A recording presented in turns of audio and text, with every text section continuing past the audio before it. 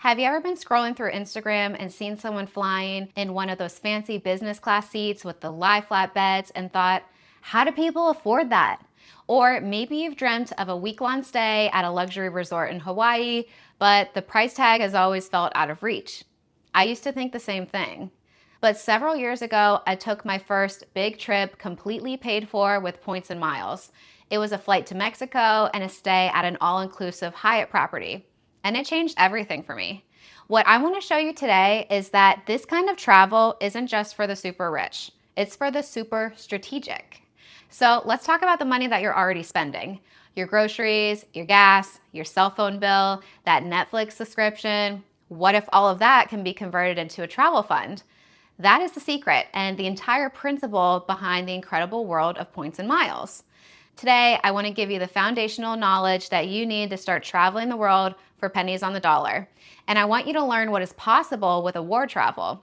So, what exactly are points and miles? Let's get specific. Think of them as different types of reward currencies. You wouldn't use Japanese yen in America, and you wouldn't use Delta Sky Miles to book a Marriott hotel. They each have their own ecosystem. Broadly, they fall into three categories. Airline miles. These are the miles that you earn with a specific airline like American Advantage, Delta Sky Miles, or United Mileage Plus. You earn them by flying that airline or by using their co-branded credit card. They're great for booking flights on that airline and its partners. And then hotel points, exactly the same concept, but for hotels. Think Marriott Bonvoy, Hilton Honors, or World of Hyatt. You can earn them by staying at their properties or by using their hotel-specific credit cards. And then there's transferable bank points. Now this is the real gold standard in the world of travel rewards. These are the points that you earn from a bank's own rewards program like Chase Ultimate Rewards, American Express Membership Rewards, Capital One Miles, or Citi Thank You Points. Their power is in their flexibility. You can think of these points like the universal translator for travel. You can keep them in your bank account, and then whenever you find a great flight or hotel deal, then you can transfer them directly to dozens of different airline and hotel partners. Each bank has different transfer partners. The banks also have travel portals that you can use to book travel through. This flexibility is what allows you to find the absolute best value for your points. Okay, so now we know what points and miles are, but how do we earn a meaningful amount of them? This is where the strategy comes into play, and it's easier than you think. First, and I cannot stress this enough, the number one accelerator to earning a bunch of points and miles is through credit card welcome bonuses. Banks are in a fierce competition for your business. To win you over, they offer a huge welcome bonus, sometimes over 100,000 points for signing up for a new card and meeting a set spending threshold in the first 3 to 6 months. Let's break down a hypothetical. A card offers 75,000 points after you spend 4,000 in 3 months. That sounds like a lot, but let's do the math. $4,000 over 3 months is about $1,333 per month. If you have a monthly grocery bill of $800, a gas budget of $200, and another $400 in bills like your cell phone and internet, you've already hit the target without spending a single extra dollar. You just channeled your normal spending through a new card to unlock a massive bonus. This alone could be enough for a round-trip ticket to Europe. Second, you want to optimize your everyday spending. The best travel cards don't just give you 1 point per dollar. They offer bonus multipliers in specific categories. For example, a card might give you 3 points per dollar at restaurants and 2 points per dollar on travel purchases. The goal is to build a small wallet system. So you might use one card for all of your food purchases, like groceries and dining out, and then a different card for your travel bookings to make sure that you're earning the maximum points possible on every single purchase. Now, when you're working on a sign-up bonus, that definitely trumps category optimization because you're essentially getting up to 10 points or more per dollar on your spend when you're working on a sign-up bonus.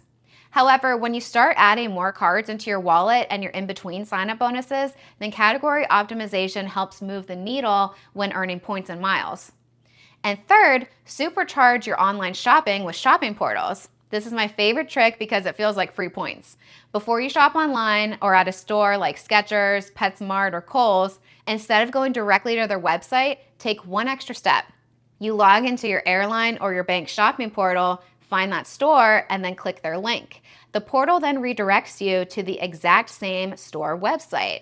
But for that one click, you'll earn extra points, sometimes 5, 10, or even 15 points per dollar on top of the points that your credit card was already going to give you for the purchase. This is double dipping, and it's a non-negotiable for anyone serious about earning points quickly. Now, while the airline and bank portals are great, I want to highlight my absolute favorite shopping portal, which isn't run by a bank at all. It's Rakuten.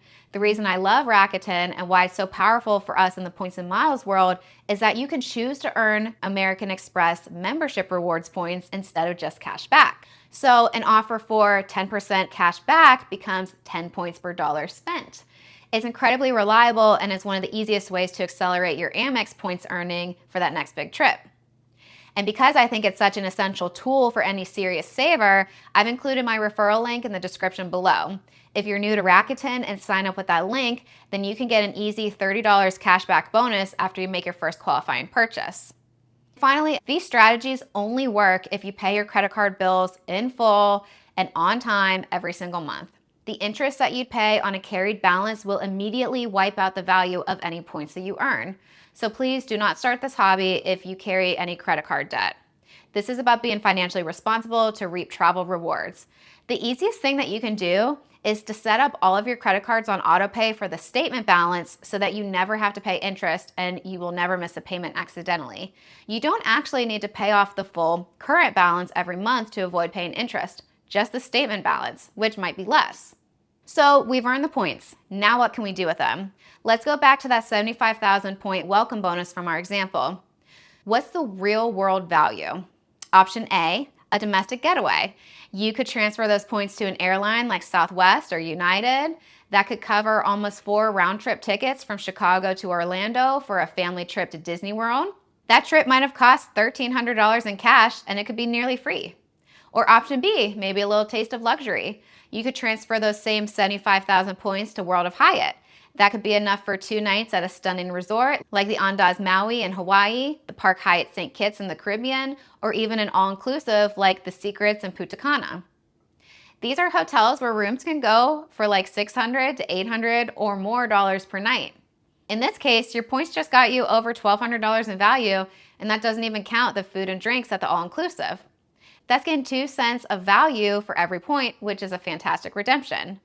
This is the game, earning points on your everyday life and then redeeming them for high-value experiences that you might not have otherwise paid for in cash. I know that we covered a ton today, from the different types of points to the strategies for earning them. My goal was to just show you that this isn't some type of exclusive club.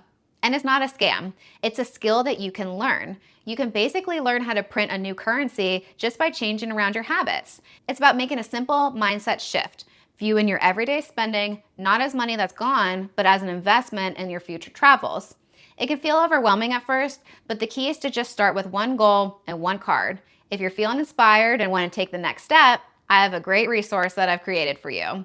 If you want a complete step-by-step roadmap to getting started with Points and Miles travel, I've put together everything that you need into my free beginner's guide to Points and Miles travel.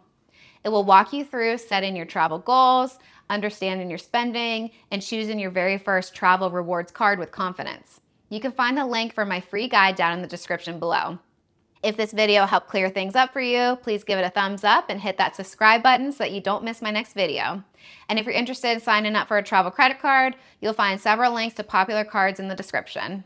Now get out there and start earning some points. Thanks for watching, and I'll see you in the next one.